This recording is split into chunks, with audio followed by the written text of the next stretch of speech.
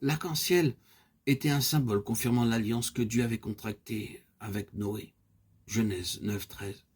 Comme vous le savez, il y a 7 couleurs dans l'arc-en-ciel. Violet, indigo, bleu, vert, jaune, orange, rouge.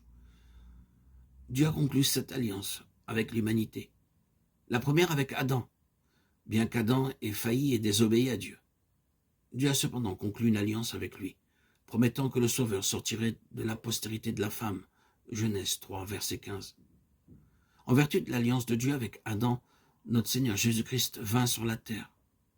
Ensuite, la seconde alliance fut conclue avec Noé. Dieu dit « Je ne détruirai plus la terre par le déluge » Genèse 9, 15. Aujourd'hui, la terre est pleine de péchés, et la situation est pire maintenant. Mais à cause de son alliance avec Noé, Dieu fit preuve de longanimité. Si cela n'était pas, la terre aurait été détruite depuis très longtemps. Dieu établit une troisième alliance avec Abraham. De ta postérité, toutes les nations de la terre seront bénies. Genèse 22, 18. Le Seigneur Jésus-Christ est issu de la postérité d'Abraham, et toutes les nations sont bénies en lui. La quatrième alliance fut avec Moïse. Je lèverai un prophète comme toi, Deutéronome 18, 18. Et Jésus-Christ vint, fidèle sur toute sa maison. Hébreux 3, 1, 2. Cinquièmement, il fit alliance avec David concernant le trône, afin d'établir son alliance éternelle avec lui et sa postérité. Psaume 89, 3, 4, 28, 29, 33, 35. Ceci typifie de nouveau le Seigneur Jésus-Christ. Sixièmement, une alliance fut conclue avec le Fils de Dieu lui-même. Demande-moi et je te donnerai les nations pour héritage. Psaume 2, 7, 8. Septièmement, il a fait alliance, une meilleure alliance avec chaque croyant. Je mettrai mes lois dans leur esprit, dans leur cœur. Je les écrirai aussi, et leurs péchés, je ne me souviendrai plus. Hébreux 8, 6, 10, 12, 13. C'est à cause de ces 7 alliances que nous acquérons le droit de partager son trône. C'est à cause de l'alliance de Dieu et de sa promesse que nous serons élevés. Le diable peut protester, vous dire « Oh homme stupide, comment peux-tu devenir si grand? Comment Dieu peut-il te donner une autre position ?» L'arc-en-ciel donne la réponse.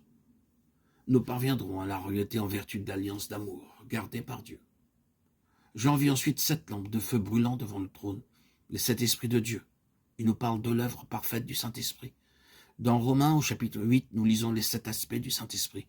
Il habite le croyant, il vivifie, il conduit, et devient en nous le gage de la filiation lorsque nous pouvons appeler Dieu notre Père. Il témoigne dans nos cœurs que nous sommes enfants de Dieu. Il intercède pour nous selon la volonté de Dieu. Il vient en aide à nos infirmités, nous donnant puissance pour vaincre chaque faiblesse et devenir plus que vainqueur par celui qui nous aime. C'est à cause de cette œuvre parfaite du Saint-Esprit que nous serons dans les cieux. Aucun effort humain ne pourrait la réaliser, mais seulement ces 7 lampes de feu, l'habitation du Saint-Esprit dans sa plénitude. Le Saint-Esprit habitant en nous nous délivrera des liens de la chair. La conduite du Saint-Esprit vaincra la mortalité et la corruption. Le Saint-Esprit de Dieu nous conduit jour après jour. L'Esprit d'adoption enlève chaque crainte et nous donne journellement un amour plus profond et une connaissance de Dieu. Le témoignage de l'Esprit nous aide à réaliser le plan de Dieu établi pour nous comme ses enfants et ses héritiers. L'Esprit d'intercession nous apprend à prier selon la volonté de Dieu. Et finalement, le Consolateur nous conduit de victoire en victoire jusqu'à ce que nous soyons assis avec Christ sur son trône céleste. Versets 26-27. Derrière le trône, Jean vit l'arc-en-ciel aux 7 couleurs. Devant le trône, il voyait les 7 lampes de feu. Derrière nous est l'alliance de Dieu. En nous est le Saint-Esprit qui œuvre. C'est pourquoi Dieu a fait une pleine provision pour son Église.